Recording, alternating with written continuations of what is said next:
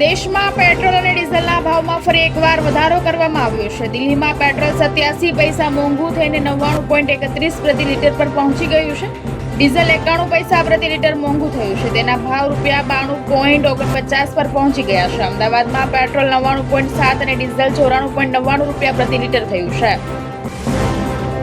આજે સૌરાષ્ટ્ર અને દક્ષિણ ગુજરાતમાં વરસાદની આગાહી. શુક્રવારે રાજ્યનું મહત્તમ તાપમાન 43 ડિગ્રીને પાર નોંધાયું. 1.8 સેલ્સિયસ વધારા સાથે સુરેન્દ્રનગર સૌથી ગરમ. ભેજવાળા પવનોથી રાજ્યમાં રાત્રે ભારે અકળામણ. બોલિવૂડ મેકર્સને ગુજરાતી ફિલ્મોમાં રસ જાગ્યો. નડિયાદવાલા બાદ હવે કરણ જોહરની એન્ટ્રી. ગુજ્જુભાઈની જિંદગી વન્સ મોર ઉપર દાવ લગાવ્યો. એક રીલના ₹5,000 લેખે 6 મહિનામાં ₹8.75 લાખનું આંધણ. ભાવનગર મનપાએ ટેન્ડર વગર માત્ર અરજી ઉપર યુટ્યુબરને કોન્ટ્રાક્ટ આપ્યો. જીએસટી વગરના પર્સનલ બિલ મંજૂર થતા કૌભાંડની શંકા. રોજગાર મેળામાં 51,000 યુવાનોને જોબ લેટર મળ્યા. પીએમ બોલ્યા, હવે તમે દેશની વિકાસ યાત્રામાં સામેલ છો. 12.50 લાખથી વધુ લોકોને નોકરી મળી ચૂકી છે.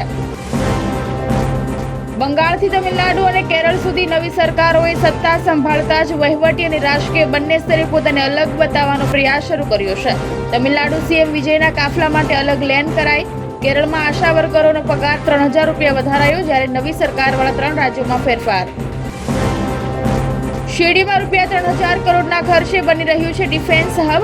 ડિફેન્સ ડ્રોન અને સૂર્યાસ્ત મિસાઇલના હાર્ડવેર બનાવવાની તૈયારી. રાજનાથસિંહ આજે ઉદ્ઘાટન કરશે. કોકરોચ જનતા પાર્ટીએ શનિવારે સવારે 8:25 વાગ્યે ટ્વિટરમાં પોસ્ટ કર્યું કે તેનું ઇન્સ્ટાગ્રામ એકાઉન્ટ હેક કરવામાં આવ્યું છે. પાર્ટી તેને એક્સેસ કરી શકતી નથી. જોકે યુઝર્સ એકાઉન્ટ જોઈ શકે છે. ફોલોવર્સની સંખ્યા 2.17 કરોડ થઈ. વીણીને ઘૂસણખોરોને દેશમાંથી બહાર કાઢીશું. શાહે કહ્યું, પાકિસ્તાન બાંગ્લાદેશ સરહદ પર સ્માર્ટ બોર્ડર સુરક્ષા સિસ્ટમ લાગુ થશે. ડ્રોન, રડાર, સ્માર્ટ કેમેરા લગાવાશે. આવતીકાલે લાલ કિલ્લાના મેદાન ઉપર ભવ્ય મહારેલી યોજાશે. ઓળખ અસ્તિત્વ બચાવવા 6,000 આદિવાસી દિલ્હી જવા રવાના. ધર્માંતરણ કરનારાઓને અનામતનો લાભ બંધ કરવા માંગ.